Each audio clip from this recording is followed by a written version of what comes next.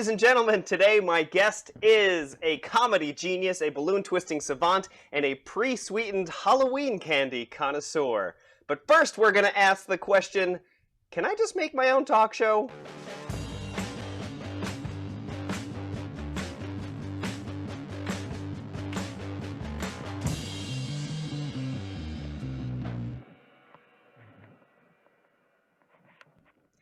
Well, apparently I can, and I just did. Hello, ladies and gentlemen. Welcome to the Dave Brenn Show, the only talk show for balloon twisters, by balloon twisters, and about balloon twisters. And here we go. Today I'm very excited for my guest. It is Buster Balloon. He is... That's him. He's there. You can hear him, but you can't see him yet. Don't worry. You will very soon. Buster Balloon, as I'm sure many of you know, is obsessed with and really fascinated by Halloween and all things horror, and I couldn't think of anybody better to kick off the Halloween series of episodes here on the Dave Brenn Show.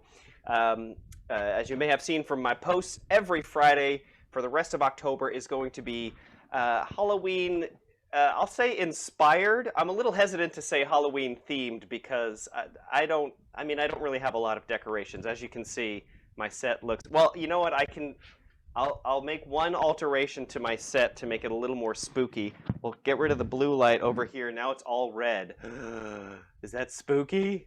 I don't know. I'm not really sure. I think it looks less spooky, actually. I'm going to change it back. There we go. Welcome to the show, ladies and gentlemen. We're going to get to my guest Buster in just a minute. But first, I wanted to say a huge thank you to my live studio audience, which, oh, someone is about to come in. Lauren Johnson is here. I'm just admitting her right now, which is perfect timing. I could not do the show without my live studio audience. In fact, I wouldn't want to do the show without my live studio audience. And to thank them, we're going to go over to the gallery view right now and say hello. Hello, live studio audience. Hello. Thank you all for being here. Smarty Pants' head is turned into a pumpkin. That's okay. We've got Silly Jilly, we've got Brett, we've got Smarty Pants, Erica, Luke Davis. The Johnstons are here. The Johnstons are going to be my guest on the show in a couple of weeks, so make sure you check that out. Thank you all for being here. You know, before we move on with the show, you guys in my studio audience, Lauren all ready to go with a Halloween costume, which is great. So I have a challenge right now for my live studio audience, and it is this. I want you to come up with a Halloween costume using only objects that are within your reach. You can stand up if you need to, but you can't walk anywhere. I'm going to come back to you. You don't have to do it this second. I'm going to come back to you a little bit later in the show to see what you've come up with, and Buster and I will judge who has come up with the best impromptu Halloween costume. Thank you so much to my live studio audience. Also, you guys, go ahead and make a ruckus in the chat box right over there. If you say something fun, I'll go ahead and say it on air. Who knows? As you all know, this show is sponsored by my delightful patrons over at patreon.com/DaveBrenn. If you want to support the show, it would really tickle me pink if you head on over there and become a sponsor. Any amount will do, even $1. Or I think maybe I got rid of the dollar amount because the credit card fees were way too high. So the bottom amount is $2.60, which I think is funny. That extra 60 cents also helps cover those credit card fees. So bonus. The show is also sponsored by the lovely folks over at Pop's Trading Cards who make these. That's right. Look, it's a Dave Brenn Show sticker. It looks just like the real one. Isn't that cool? They also make Pop's Trading Cards, which I've got an unopened pack. We're going to open up this pack later in the show. I'm very excited. And of course, you can head over to the Dave Brenn Show merch store to get your very own Dave Brenn Show drinking cylinder. That's right. If your Amazon guy is as uncareful as mine is, you will have a drinking cylinder instead of a mug. All right. Well, that's enough of that nonsense. It is time for the reason that you're all here. You're not here for me. I know that. You're here because Buster is here. Ladies and gentlemen, welcome to the show, the amazing Buster Balloon. Whoop, whoop. Hello, people.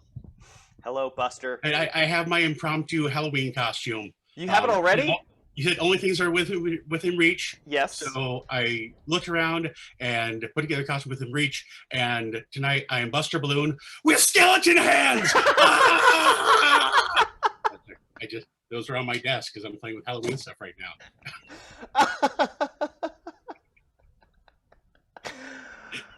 Buster, the only goal of a guest on my show is to make me laugh within the first 30 seconds. You have won. Yes! Good job, buddy. I already feel a little inadequate about my set dressing because your set is Halloween to the max. Although this isn't really your set. This is just your life. This is my office. Yeah. There's a couple more Halloween props out than I usually have because right. Halloween shows. But yeah, this is my life. Welcome to it. I love it. That's why you're here. So what have we got? Anything particularly interesting? I see the Cthulhu with bat wings fez. Is that a fez? Right. You gotta have the fez. That's how you know it's. That's the difference between like regular me and Halloween me is regular me, no fez, Halloween me, spooky fez. God, can we try on the fez for the people at home? I think they would love that. Ooh. Spooky.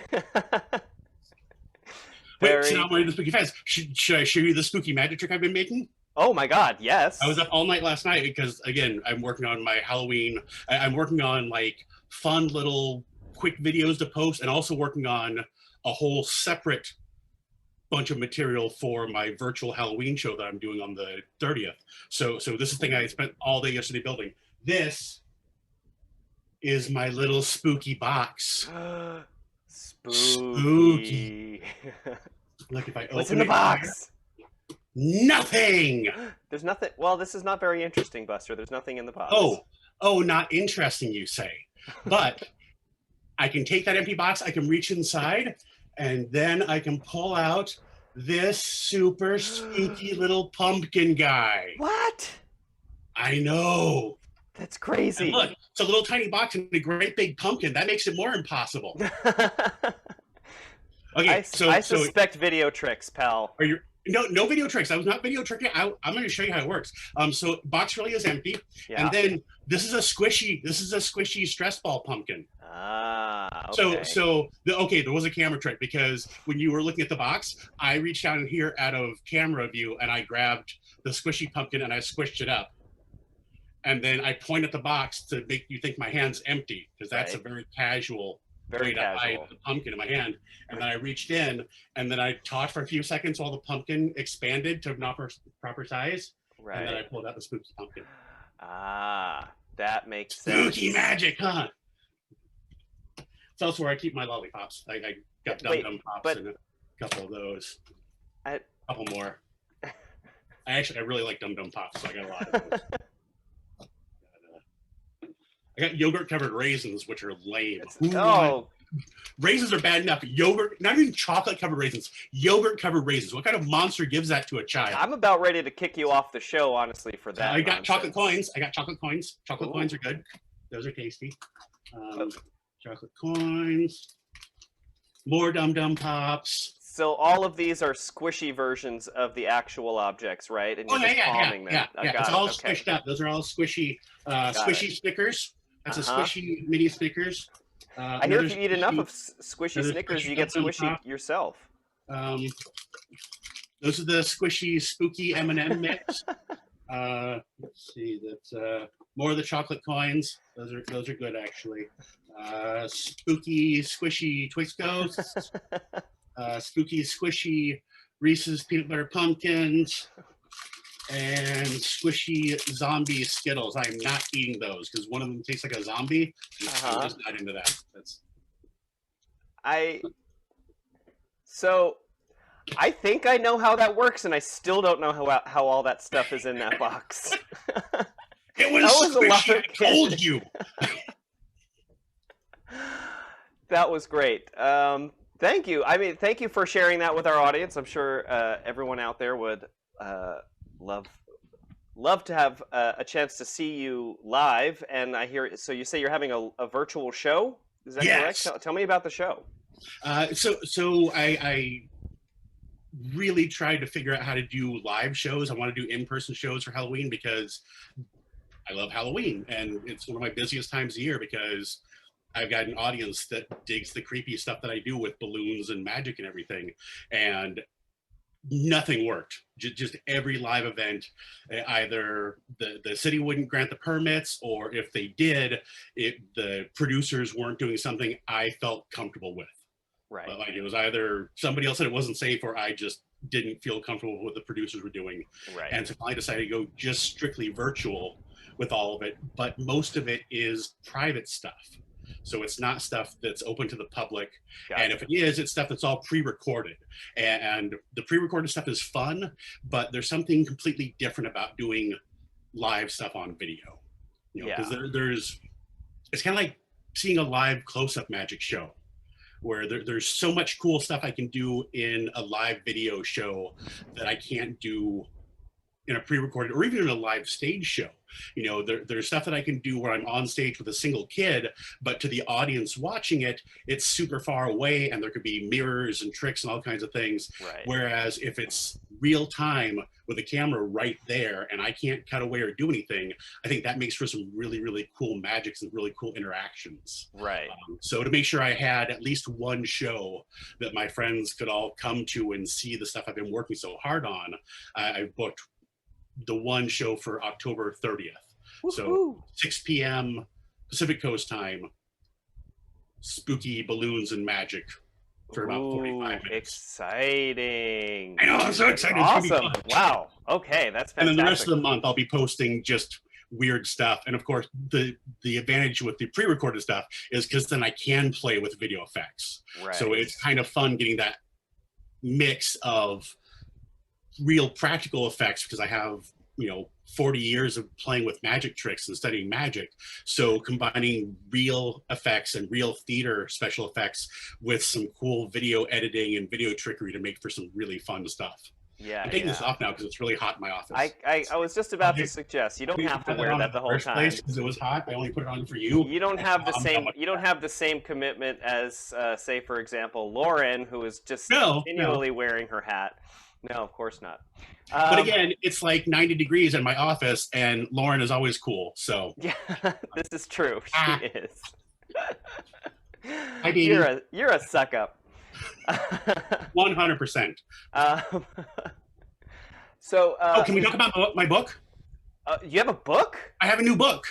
Of course, we can talk about your book. It's called Clown in a Cornfield, and I just bought it. I didn't write it. I didn't write this, just so you know. No. But I bought a new book, and I really, really enjoyed it. So, Clown in a Cornfield by Adam Caesar. I really recommend that. Thanks.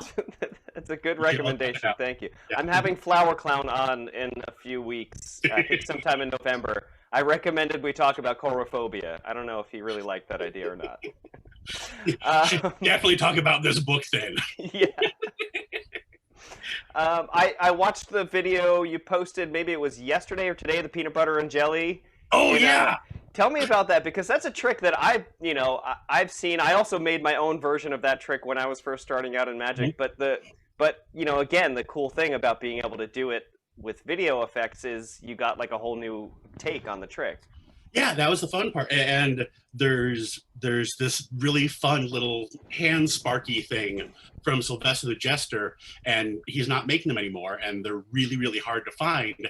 And so normally in a live show, I would actually have the sparks fly off my hands. Ooh. And since the ones I have now aren't working, and also if you use video or sparks on, or if you use video sparks on video, it can mess up the camera. So it's sometimes hard to capture that image. And so, yeah, that was one of the things that was really fun to create, because being able to use the video effect of the sparks flying.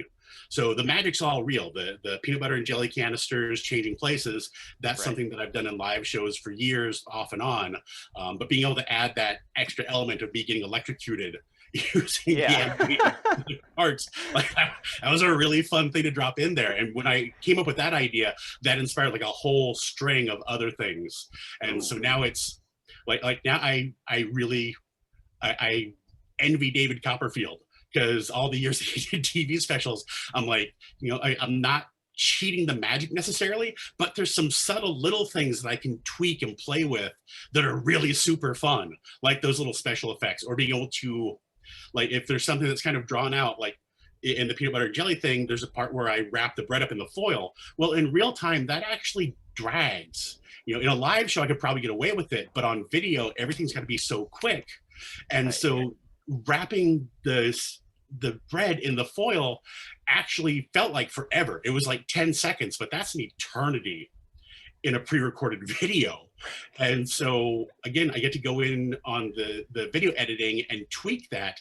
So if you look really closely, you'll notice that it looks weird because I sped it up like double time in editing, because I wasn't talking at that point. So I can do that and it doesn't show up. But if you're not really looking for it, not paying attention, it doesn't show up at all. And so it's just a way to clean up things a tiny bit for a video show versus a real show. Yeah, absolutely. I mean, we're all trying to figure out, how do we make this camera thing function for what it is that we do for a living? And you know, years ago, Jay Johnson, the ventriloquist, he was talking about the Broadway show that he did, and you know, he won awards and fantastic show. When they actually recorded it, though, there were some moments that they had to edit, and in the live show it was fine, but a little thing like him pausing to take a drink of water, which you've got to do in a live show. You know, he's doing a 90-minute one-man show. He's going to need a sip of water once in a while to keep his voice going.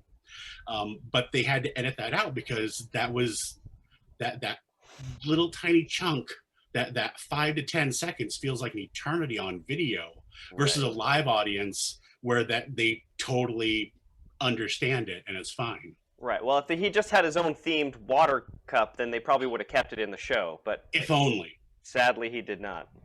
Don't worry, guys. I'm going to edit this out later.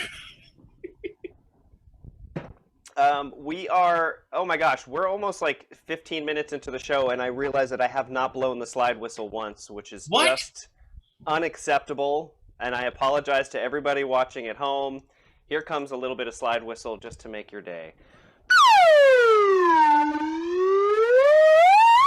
You know what I was thinking is that if you get really good at it, I feel like you could make a slide whistle sound like a theremin for like Halloween.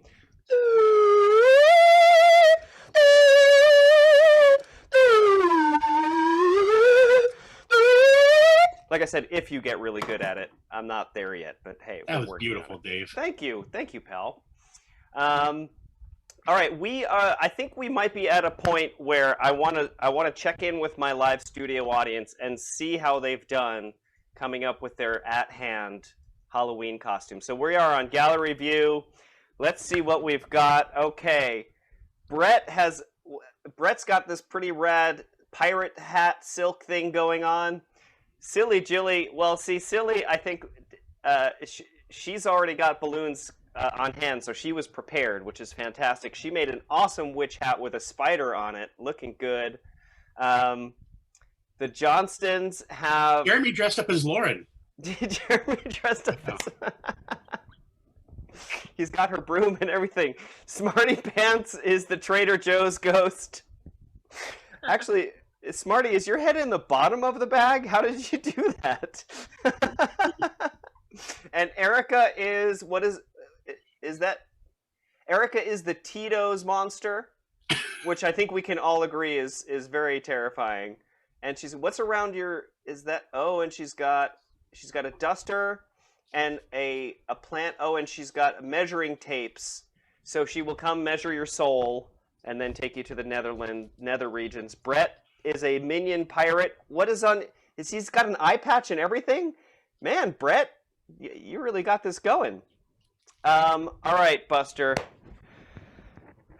What do you think? Who's top dog here? I feel like Smarty definitely, he's got a lot of creativity because he was clearly not working with a whole heck of a lot. Jilly's is, I would say, the most refined, right? She's got this, you know, really nice, nicely done. I mean, what Erica's got for her is an alcohol sponsorship, which honestly, I think the Dave Brenn That's what Show we could all use dream one of. of it. That's Yeah. what we all dream of, is an alcohol sponsorship. And I love the pirate look, Brett. So I mean, this is tough. What do you think? Who's top dog here?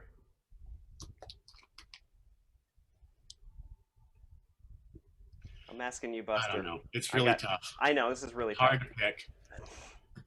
Is there a fabulous prize involved with this? Oh yeah, sure. The fabulous prize will be, well, hey, since my sponsors that give my fabulous prize, the fabulous prize will be one of these. So I guess the Johnstons can't win because they make them. But sorry, pals. But the winner will get a packet of Pops trading cards that includes a Dave Brenn Show sticker. All right, I've made a choice. Oh, he's made a choice. Are we comparing notes? Or No, is it just this is all you. Okay. I've made my choice. Okay. And the winner is Luke Davis. Luke Davis! Luke Davis as the human statue. He has not blinked once. I've watched him since we started. The man hasn't moved, hasn't blinked. Human statue. Luke Davis wins. Luke, you are the winner, my pal. Congratulations. Get in touch with me via Messenger or over Facebook. Send me your address. The Johnstons will mail you out one of these. Thank you guys for coming to the show. You guys are awesome. All right. Before we head back and talk a little bit more with Buster Balloon, it is time to open up. This is literally my favorite. At this point, I'm almost doing the show just so I can open up these packets. So, Jeremy, I'm going to need more of these. There's just something so satisfying about opening up a fresh, sealed packet of cards. Now, actually, before I open them, so these are the ones I've opened so far. And I haven't gone through and sorted them yet to see which ones I have a bunch of doubles of. But if I do, I am willing to trade with those of you out there. If you've got cards and you want to trade with me, you just let me know. I will happily trade my bonus cards with you. So let's see what we got. Oh, yeah. Oh, the taste of plastic. All right, I got a Dave Brenn Show sticker. Oh, and I got me. What are the chances? Oh, well, the chances are pretty high. I'm in every one of those packs, which I have a lot of me, so I can trade away cards of me if you want one. So let's see. Oh, cool. I got Bette Midler. Rad. That's awesome. I got Sammy Davis Jr. I know I've gotten one of him before, so if you want a Sammy Davis Jr., check it out. And look at this, ladies and gentlemen. He's in the audience today. I got Smarty Pants. Whoop, whoop. Awesome. This is my first Smarty Pants, so you can't have it. It's mine. And I got John Justice. That is also my first John Justice card. And on the ad card is Twisticology. Robbie Furman, who was my guest 2 weeks ago. So go check out on my YouTube channel and watch that episode with Robbie Furman. Thanks so much to Pops Trading Cards, popstradingcards.com. If you want to order your own set of trading cards, the link will be in the description. Thank you very much, gang. All right. Well, let's head back and chat a little bit more with Buster, who I believe at this very moment is eating candy. Buster, how could you? Hey. It's not Halloween yet. You can't eat always Halloween, Dave. In your head, I can imagine. Yeah. So what? Do you have a favorite Halloween? Oh God, no! I'm sorry. I'm turning your camera off until the candy corn goes away. There is no universe where candy corn is real candy, and I am standing by that. It's just not allowed, pal. Oh, candy corn is the peeps of Halloween, says Smarty Pants, and I absolutely agree. I mean, on the one hand, it's awful, yes, but on the other hand, it's great that at least someone is eating it. Mm-hmm. I don't remember what comedian it was that said this.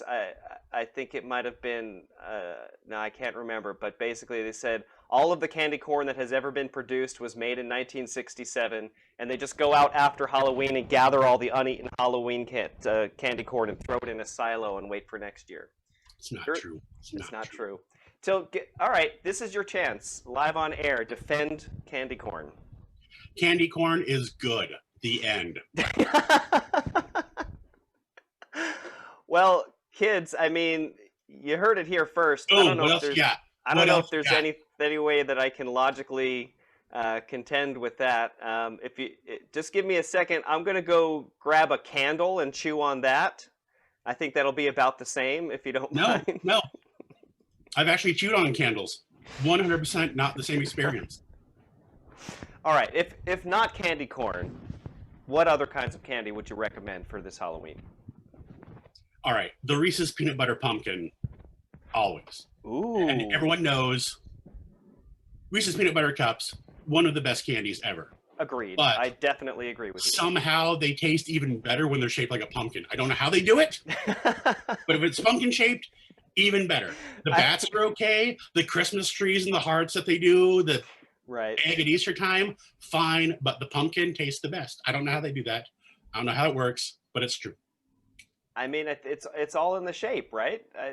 It is. Well, okay. And, joking aside, from a scientific standpoint, the chocolate to peanut butter ratio on the pumpkins and the Easter eggs and stuff is just phenomenal. Like, it's a great ratio of chocolate to peanut butter. So that actually is better than the regular cups. But yeah, peanut butter cups are like one of the all-time greats. I think Snickers is a close second, but nothing tops a peanut butter cup in your trick-or-treat. When I was a kid, if there was a house that we knew was giving out Snickers, like, that's it. Like, the network was communicating, and we would make a beeline. Oh, and forget, if they had full-size Snickers, forget about it. Forget about it. So years and years and years ago, when I actually lived in a house with roommates, we were home haunters. So if you know people who do like the crazy, we used to go all out decorating the front yard, and we would literally spend 5 or 6 months planning and building and getting ready for Halloween night. And our candy budget alone was about $500 a year. In one night, in about 5 hours, we would give away like $400 worth of candy, because we filled this giant freaking tub and just handfuls to every kid. And we got like 1,000 people going through our yard every year towards the end, like the last 4 or 5 years. And then we finally decided we're all too old and broken to build all that stuff every year over and over again, and we had to stop. Right. What were some highlights from building your own yard haunt? Oh, we had 50 pumpkins towards the end. And so we finally discovered foam pumpkins, like the craft pumpkins. And that was a lifesaver, because, trying to carve more than 3 or 4 pumpkins each every year was a nightmare. And then, if you did them more than 2 days in advance, they'd be collapsing and stuff before the night got there. So once we discovered the foam ones, we just carve them, and every year we'd add more and more. And so over the course of about 5 years, we ended up with 50 pumpkins going on display every year. Wow. And then we learned how to make tombstones out of foam, and that was a whole other nightmare. We had about 25 tombstones in the front yard. We there's an old illusion. It's a spider woman illusion. And so if you go through like a sideshow tent, you can still find them sometimes. It was a big box, and there's a giant spider web inside this box, and there'd be a spider's body with a woman's head, and it was a real person's head who would talk to you and interact with the audience. And we built that one year, and no one gave a darn. No one cared about it at all. Kids looked at it like, meh, and they walked off. So the next year, we're like, we spent a lot of time and money building this behemoth of a box. We're going to figure out something to do with it. And we had been pouring silicone for something. I think we were making some molds or something, and we had all this leftover scrap spilled silicone. And I looked at it, and I started making sheets of it. And what we turned the box into was, we took my buddy Chip, we put him in the box, and what it looked like was something out of Hellraiser. So there were these chains with hooks coming from every side of the box, and Chip was hanging there like this in the center of the box with no lower 2/3. It was literally just the upper third of his body using the same illusion. So Gross. we've got the torn up, cut up shirt. You've got these dangly bits of silicon hanging out of there. And kids would walk up, and we literally had a family stand there for almost an hour on Halloween night, the first year we did it, trying to figure out where the fuck the rest of his body was. They're just like, I mean, I know Chip. He's already kind of a disturbing fellow to begin with. That right? must have been even worse. Like, Wow. as human beings go, we really couldn't have picked a better one to shove in the box and do that illusion with. Yeah. And what did you play characters in these haunts, or were you mostly behind? I always scenes? got to man the front door, so I had a really really cool skull mask, and I was Dr. Bones, and I would man the front door and hand out the candy all night. And that was Right. my station. But we actually ended up like really we were like a miniature haunted attraction. Like we aside from like we had the whole cemetery, we had the whole pumpkin patch set up. Then you go around the side of the house, and we had the boo box with Chip in it, and then we built a scarecrow illusion. So you walk up and you just see like there's a three-sided box made out of hay bales and a little picket fence in front of it, and in the center of that is a scarecrow with no legs. It's just a post in the ground, and the scarecrow's shirt is tied around that, and then the arms and a pumpkin mask on top. And people walk up and look at it, and they throw candy at them, and they scream and run away. I love it. Another old sideshow illusion, and revamped it and turned it into our scarecrow who terrorized kids by pelting them with chocolate. I mean, what's Halloween all about if not putting the fear of God into little children, or at least the fear of the devil? You know what? There are a lot of people I've talked to, and for I know for me and for my buddy Mike Bent, who's also like a big time monster kid who loves magic and Halloween and spooky stuff. For a lot of us, the love of horror actually came out of a rite of passage. You know, when I was a kid, I was a total scaredy cat. There's actually an infamous story about Frankenstein making an appearance over at the Buena Park Mall here in Orange County, and they took me to meet Frankenstein when I was like 3, and yeah, I wasn't having it. You think you've seen kids terrified when they see Mickey Mouse? I didn't want to be anywhere near Frankenstein, and my stepdad made the horrible life choice of picking me up to carry me over to Frankenstein, and I was just the right height at that point that I caught him right in the mommy daddy button. Oh And, no!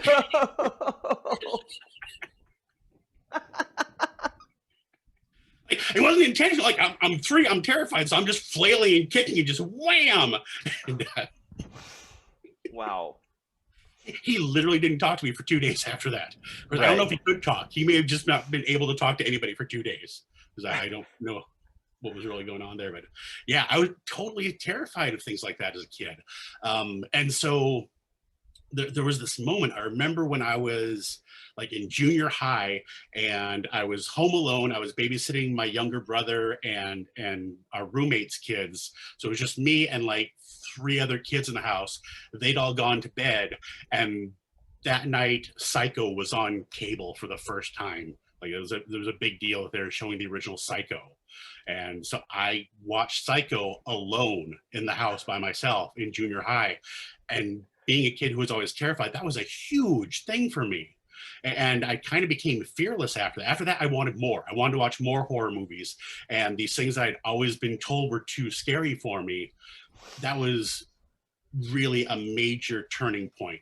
When I felt I was brave enough to watch these movies, either with my friends, laughing at the cheesy special effects, laughing at Freddy and Jason was a huge, huge thing for me. And that rite of passage is big for a lot of kids. We go through it in different ways sometimes, but for monster kids who do it with horror and with spooky stuff, it changes you. And so I think that's part of why I've always loved horror is, there are kids who love dinosaurs when they're kids. They love cars when they're kids. I loved monsters, and monsters societally, they're just a great coping mechanism. That's right. How we deal with a lot of the scary stuff in the real world. And because that was my rite of passage and also a great way to deal with the scary stuff in the world for me, that's where the love of it's come from. And when I meet a kid who's a monster kid, when I meet a kid who's in love with monsters for the same reasons I was as a kid, I just totally like I want to play with that kid and I want to show them fun, spooky Right, magic. you really encourage it. That. I love all the clips that you've been posting on Instagram too of your monster kids like showing off their creepy Oh, that stuff. was so much fun. That's so cool. Yeah, like my buddy Max is. I think Max is like. I don't think Max is even in kindergarten yet. He's like pre-K, and like this kid is obsessed with monsters. Like he's got like 5 different Michael Myers masks from like different iterations of Michael Myers from the different movies over the years, and like he's fearless. Like Right. these kids who like it's like they never went through the stage I did of not being afraid of the monsters. Yeah, and there's a thing. I think when I was really young, like not realizing monsters were monsters. You know, when I was super, super young, and I was watching like the Addams Family and the Munsters, I didn't realize that they were weird. I didn't understand that I didn't have enough real world experience and probably shouldn't have been watching those shows unsupervised at that age. But yeah, I didn't get it. Like, why do people treat them different? Why do people treat them like they're weird?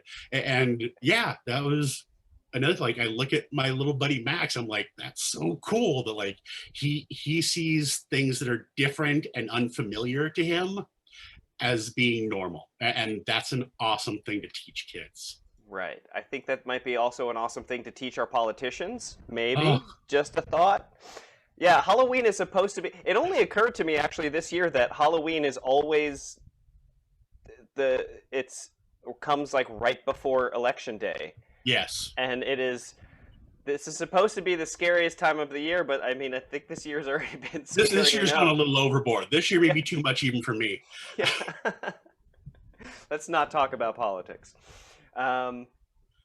Awesome. So, do you have any plan? Like, so I know you've told me this in the past that you definitely don't like pass out balloons in any fashion during Halloween because then the rest of the year you're just going to be bombarded by the neighborhood kids. But what do you do in your neck of the woods for Halloween?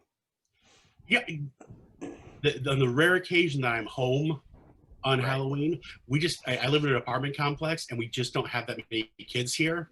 Right. And I think that they know better. Like they're not going to score a whole lot here in the apartment complex, so they're going to way better neighborhoods. Right. So yeah, we've never had that many trick or treaters, and most of the time I'm working Halloween night anyway. So Right. usually I've got a gig somewhere. In fact, I'm talking to a client right now. Hopefully, I've really been pushing this, and I haven't been able to get anybody to get on board with it. And then yesterday, randomly, a client approached me about it, doing a drive-through trick-or-treat Halloween carnival event where I get to perform for the families in their cars. Oh, So cool. they actually drive to each different trick-or-treat station rather Right. than walking up to a door. They pull up in front of the house or whatever set has been created for them, Oh, and they roll right. down the window, and a character with a scooper puts the candy through the window for them. And then when they get to my station, I'm going to do like a quick little, depending on how busy we are, like a 3 to 5 minute magic show for them before they drive on to the next station. So I'm kind That's of like so cool. I'm the trick. You get treats all the other ones, and You I'm are the trick. one. I love that. But yeah, it was so weird that I've been trying to sell that for a month and a half now, and everyone's been like, yeah, we don't really see it. And then someone out of the blue contacts me yesterday, we're thinking about doing this. What do you think? Yes. Oh, they had the idea. It wasn't even you had to pitch Yeah, it to they them. totally randomly, they that's found me just searching the internet. They don't even know me. They haven't even seen me perform before, but we've bonded over their excellent taste in how to handle this epidemic. And Right. I think my favorite thing that I saw on Instagram a while back was the guy who he's got his front step goes down a flight of stairs and he had a ramp set up from his house down to the street to just toss candy in. It's like that's real American ingenuity right there. Candy tubes. There was one I saw where they had actually taken their fishing tackle gear. Yeah. And so they had the reel and they'd attached a drill to it. So when kids come up to the treat station, he sends a basket down with the treats in it, and then hits the trigger on the drill, and that reels the thing back up to do it again. Brilliant. You know, for anyone who's like, oh, this pandemic is terrible, yeah, it is terrible. Lives lost. This is very sad. But think of all of the fun inventions that are going to come out of this. I mean, oh my God. And here's the thing, like as somebody who loves Halloween, Halloween is such an inventive holiday. You know, it really is creating your own costumes, people who decorate their yards. There's so much creativity around Halloween. And I think things that are being developed this year because of the pandemic are things that people are going to keep doing in the future because they're just good ideas, you know, right. even if there's not a pandemic. And, you know, on a more serious note, there are people who I've got friends online and things that didn't even occur to me in the past, like people with disabilities. There are kids who literally can't come to my show because even when there isn't a pandemic, they have a compromised immune system and their parents can't take them out in public to a crowded show to come see me. And that never even occurred to me that kids are missing out on what I do because of that. Well, now I've got libraries booking me for virtual shows, and going forward, they're hearing from these patrons and seeing how much it's been an amazing thing for them. And I've got libraries already talking about when I do start doing live in-person shows for them, can they stream it as well for people who can't come to the library? That's brilliant. So that's, aside from the trick-or-treating and Halloween aspect, we're getting so much better at doing things for people who have different abilities and can't always come to these events. And, you know, people who, for whatever reason, can't necessarily go to a job 5 days a week. You know, if you have a medical condition or something where, you know, you can usually go to the office, but there may be a couple days a month or a couple days a week where you just physically cannot manage that. And employers were really hesitant to let those people work from home in the past. And now it's becoming the norm. You know, now you've got big companies, aside from the employees who need that, just in general, they're seeing the benefit of letting people telecommute. Yeah. And so that's one of the upsides to the pandemic. I mean, I can say from my own perspective, I've been far more productive sitting here alone in my studio than I ever was before. So yeah, I really, you know, and there are performers who are like, well, I don't know if I want to do the virtual show because it's only temporary. No, it's not. This is not going away because, again, people are seeing the benefits of it beyond just the pandemic. You know, the fact that now I've got preschools and libraries in other parts of the country who could never afford, you know, on their budget. They can't fly me to New York to do a preschool or a library show, but now they can have me do a show for their patrons because I've got a whole studio set up here and I can beam a live show to them and do the same interaction that I'm doing with my customers here. Right. Yeah, absolutely. I mean, I did the same for me. Like I've been contacted by libraries in the past, and they, you know, it's like, I would love to have you come here 300 miles away. Well, that's kind of a problem. Yeah, where the travel expense is more than you would normally charge them for the show. Right. Yeah, exactly. And in fact, I've been doing a little pitch for myself here, as if I didn't need to do any more pitching for myself. I've been doing this family balloon night, which is, you know, kind of a virtual thing where I send a kit out to the family with balloons and pumps, and I teach them how to make balloons. And a client contacted me, and she was like, I would love to do this. She's like, I don't have kids of my own, but I have nieces and nephews around the country, and I would love to, like, get us all together to do a thing like that. And it's like, yeah, of course. They wouldn't have been able to do that otherwise. They weren't going to be able to fly everybody in to hang out. So just, this is us giving an opportunity to people. And even, you know, this is a podcast for our balloon family. Yeah. And it, you know, it didn't even occur to me before until just a few days ago when I really, I'm getting serious about setting up the studio and doing this show, and then really focusing on, like, how do I make it interactive? You know, how do I really make it interactive? Not just, okay, point to the screen or say stop on a card. Like, how do I really connect with people and interact with them?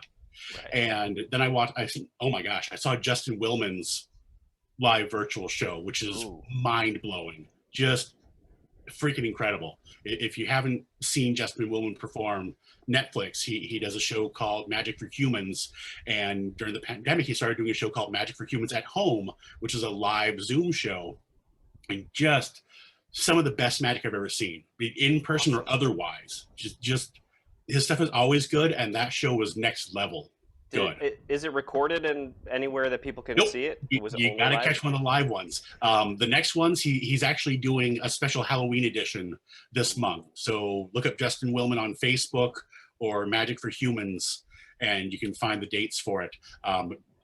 Totally worth it. 100% worth the money to watch that show. Awesome. But watching that, I realized, like, really, that was the gold standard for a performer interacting with people in a virtual setting. And that made me want to push my show even farther. Now, like, I spent the last week since I saw the show revamping stuff. I'm like, how do I make this even more interactive and more personalized to that audience? But then, you know, the creativity being spawned from all this other stuff, realizing that, all right, most of our conventions for balloon twisters and magicians are canceling, and a lot of us have already done virtual lectures. But now I'm looking at those shows and realizing, why can't I do really personalized virtual, like, masterclass type lectures? You know, right. Why can't I, you know, I don't have anything right now. Don't get all excited or anything. But, you know, a couple months from now, if I come up with a concept that I really think is worth teaching and sharing, why can't I do a small, let's do 20 people so I can actually interact with all of you individually. You know, don't do too big of a crowd where you're just a postage stamp and I never acknowledge you. A small group, and be able to teach something in that close setting like I would in a real master class or in a small intimate class at a convention or otherwise. And so, yeah, it's which I think is more valuable. I mean, typically what we do is, like, we'll make a video, like we'll film something and it's a finished product, and maybe we'll go to a convention and sell that video, or people will buy the video online or whatever. But there's something about just being able to, like, interact with that person and ask a specific question. I mean, I know as a teacher, you know, I can spend hours and hours coming up with really great content, and 100% of the time, if I teach it live, someone will think of something or have a question or have a problem that I was like, oh, I didn't think to address that in the video. Thank you. I will address it for you right now. Well, you and I did TGM on the road. We did the Balloon Scout tour together. And how much did that workshop change from the first stop to the last stop? This is my costume. Wait, hold on. I gotta spotlight my video. Here we go. This is my impromptu costume. TGM on the road, Balloon Scouts. Woo! What did we do, like 16 stops? Was it 16 stops? It was a number of stops that when you tell me it, I'm like, no, we didn't. That wasn't possible. Because it was like you said, though, every time you teach it live, people have new ideas. Yeah. And, you know, you do it, and then someone says, you know, I was just wondering why you didn't do this. And you're like, because I'm an idiot. That's brilliant. I should have done that from the start. Thanks for helping. And that, but, you know, over the course of 16 times teaching that, and, you know, fairly close together too, because we were like, you know, a day between most of those stops. Yeah. The stuff that we were teaching became so different. It evolved so much over the course of that.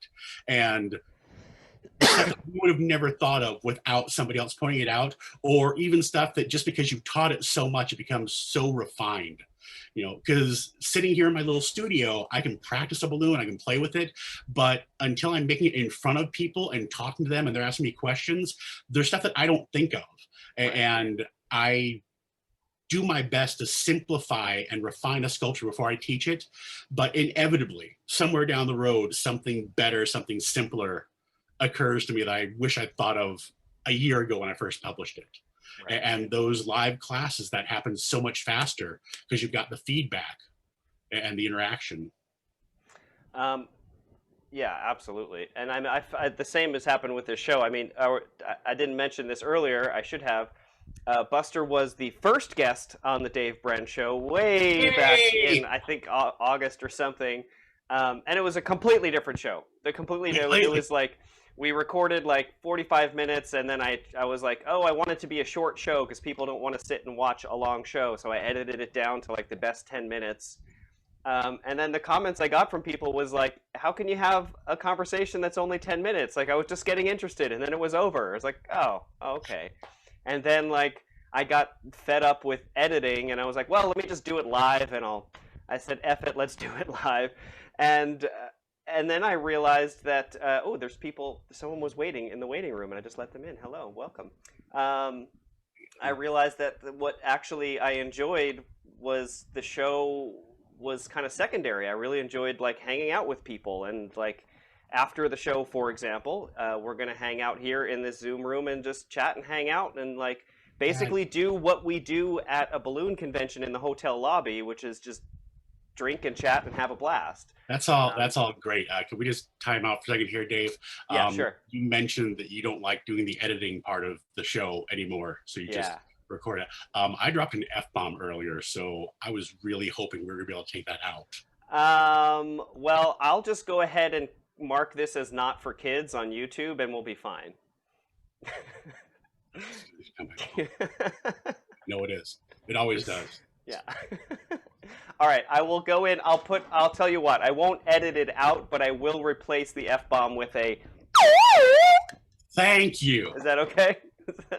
We just needed to get a little more slide whistle in there. We're just about at the end of the show, pal. Thank you so much for being here. I want to one more time pop over to the gallery view and say hi to all my pals watching. CJ just showed up. Hey, CJ, thanks for showing up. CJ, for those of you who don't know, runs the Balloon Twister Cookbook, which is just recently has all of the Dave Brenn series of balloon tutorial videos for sale, so go check that out if you want to. I would appreciate it. Those are awesome. I love those ones. Thank you, pal. You were actually involved in the production of some of those. One or two, yeah. I'm pretty sure there's a video where I'm paying you off for giving me compliments, that was my favorite bit. I'm gonna turn on my music, and we are gonna. Can you hear the music? There we go. Because another great comment I got from someone watching the show is they wanted to see more dancing from the audience. So to close us out, everybody, let's see some dance moves. Ooh, ooh, ooh, ooh. Thank you so much for watching the Dave Brenn Show. If you want to be in this live Zoom audience, make sure you follow me on Facebook and Instagram and Patreon. I send out the links every week for that. My show is paid for by my lovely patrons. The theme music that you're hearing right now is by Adi Somek and the Unpoppable Trio. My graphics are by Jonathan Wilson. My executive producer is my cat, Baby Shark the cat, and my amazing guest has been Buster Balloon. Let's hear it one more time for Buster. Thank you very much for coming, ladies and gentlemen, and I'll see you next time.